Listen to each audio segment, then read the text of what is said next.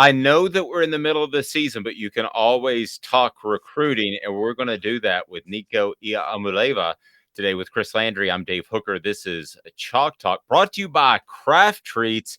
How much better has Nico gotten from his junior to his senior season? We will discuss. This edition of Chalk Talk is brought to you by Craft Treats. Craft Treats is just simply awesome, and the chill pills are what you got to go for with your pet that might be suffering from any kind of anxiety or digestive issues or arthritis. And this promo code is going to make your pet and wallet happy. You can go to crafttreats.com. That's where it's available.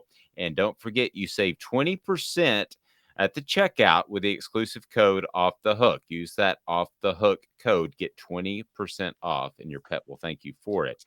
Chris, let's talk Nico for a moment, because you and I have discussed him previously, but maybe some of the listeners, some of the viewers don't know your thoughts on Nico. But as far as him as a fit in Josh Heupel's system, it looks like a perfect matchup to me. How does it look to you? Well, he's got a lot of arm talent, and he's got athleticism, and the natural skills are there. So what I've kind of been looking at and following, and the recruiting process may be quote unquote over, but the evaluation process and the development of him is still progressing. What I've noticed for him this year, and watching him, he's improving a little bit in his pocket awareness, his footwork. He gets the ball out on time a little bit better. He's anticipating a little bit better. He's always had that big arm, but now you've got to be able to change speeds like a pitcher. You can't sit there and just, for example, if you're going to run a screen, just come out and throw it to where it's in the dirt, impossible to catch. You've got to be able to feather the ball in to allow the lineman to get downfield and lead on the screen, or else you blow the whole thing up. And they don't go through a ton of progressions in high school, but you see him at least being able to see it and look off guys a little bit better. And I think he's been a little bit more accurate on his downfield throws. So he's got exceptional escapability.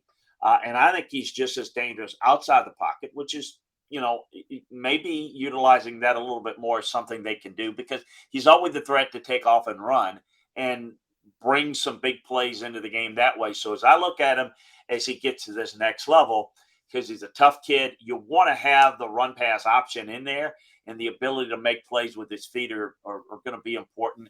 And I think the other thing that, I don't know that this has changed, but maybe the biggest thing, and I get this from the people that have recruited him and know him personally, because I don't.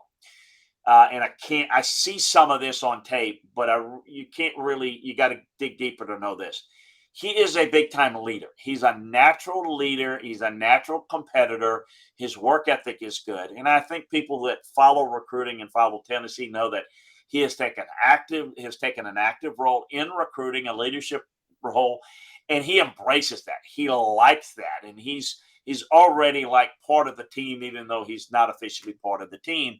So he has those type of qualities that I have gathered from the people that have recruited him, not just the Tennessee folks. So look, he's got a chance to be a special player. He's got the intangibles, the work ethic, and he's certainly got the physical skills. And you have to have both. So I think they've got someone with a lot of ability and a lot of potential to build their offense around in the future. Yeah, I was told by one person that covers him closely, he's got that dog in him. And talking about his toughness, that dog in him, if you've got a pet in your home, certainly go to Craft Treats and get the chill pills. Use the off the hook sports promo code, and you get 20% off. Let me double check on that promo code again. That is off the hook, just off the hook, not off the hook sports. Get 20% off the hook at crafttreats.com for those chill pills. But that dog in him, the person I was talking to was referring to that toughness, and you sort of alluded to it as well. That I think a lot of people like to protect their quarterback, see him slide, see him go down, but he is a guy that's very aggressive. And what I've seen on tape, have you noticed that too? The toughness, is that something you can see on tape? Yeah, you can. Now, I think you got to be smart about it, particularly when you go to the next level. I mean, you don't take any because when you get outside the pocket, you're not protected. So that's the danger. You got to be smart. You got to know when to get down. But there are times where when you want to be effective in the pocket as a passer, but if you have the ability to run, it really puts a lot of stress on the defense because they've got to factor that in. Now, even if you're not running design runs, which that's really not what Tennessee's offense is about, at least as it's currently constructed. What is effective is if things break down, you got a chance to pick up a big play and make a big play. And I think as an offshoot of what they do, he could be real effective doing it. How much they're going to ask him to do it, less than most people will, because that's just really not how Josh's offense works. It's get the ball out quickly, run tempo, and it's a lot of pre-designed stuff. So it's going to flow easy, and it's going to be more about the passing game. But that is there, and I think that's important in the red zone in short yardage situations because then you've got the ability to work the pocket. You've got two options. You can run it, you can throw it. Whereas if you're talking about the passing game, that's great on the big part of the field. But when you get in the red zone, you don't have the vertical element that you can rely upon to create spacing and coverage. It's short field. So I think the run game element really helps. And I think we see that a little bit more with Hendon Hooker and others that that what you try to do with the run game, this gives you an even more a tough guy that can get the ball in short yardage red zone situations that it can only enhance it. He's going to be fun to watch and evaluate and see how he progresses and if he can be as good a college player as he is a high school player. As I said, the physical skills are easy to determine, but it's the intangibles that are really is what separates you and makes you elite. I don't want to go there yet, but Right. certainly the intangible factor seems to be really good with him, or at least that's the word that I get that you can see above and beyond or know above and beyond than just the tape.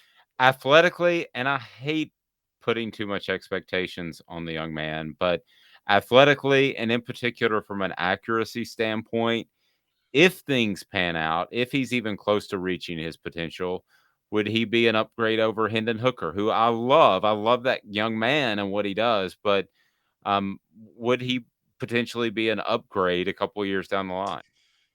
Well, he's got more natural gifts than Hendon has. Yeah. So now, Hendon is a special young man, is a very bright guy. He's worked hard, and this guy is too. But, you know, to compare that can be difficult. I do think this guy has more natural ability to throw it. Um, and I think, how Hendon has progressed at Tennessee's been really impressive and it's a byproduct of yes, he's got more time and experience, but it is a byproduct of this offense too. Hendon's, and we've mentioned this on your daily show in the past.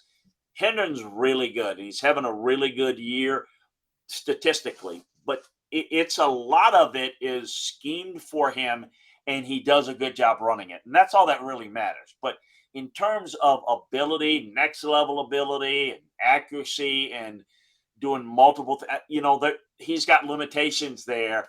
Whereas this guy's got a little bit more ability. Now, it doesn't mean he's going to have as good Right. a career, but this guy has a chance to come in early. May not start or play early. Don't know. Don't know how that's going to play out. But I think there's a chance, at least on the early end, to see him play and develop now. In this day and age, having guys for 4 years, it just doesn't happen anymore. But I think you're going to see this guy play maybe younger and kind of grow into it. Whereas was they got him in it obviously from Virginia Tech, and they got him on the back end. And the one thing that they had with him is maturity and experience. And I know that people that played against him when they played it when he was at Virginia Tech thought he had a lot of ability and thought that he wasn't quite developed as well. And this offense has just made this work. And as we see over the past year and a half, 2 years, he's really blossomed into the player that he has. I think